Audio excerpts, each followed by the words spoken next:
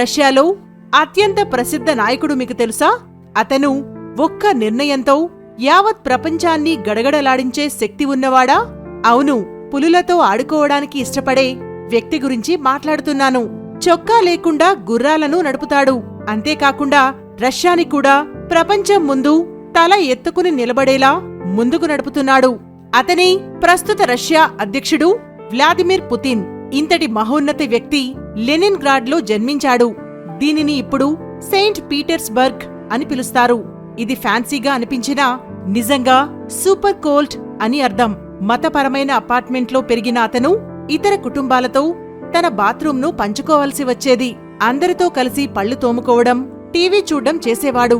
మరి అంతమందిని ఎదుర్కోవడానికేమో అతను జూడో నేర్చుకున్నది. అతను రాజకీయాల్లోకి రాకముందు పూర్తి వీడియో లింక్ ఫస్ట్ కామెంట్లో ఉంటుంది లేదా మా ఛానల్లో ఉంటుంది.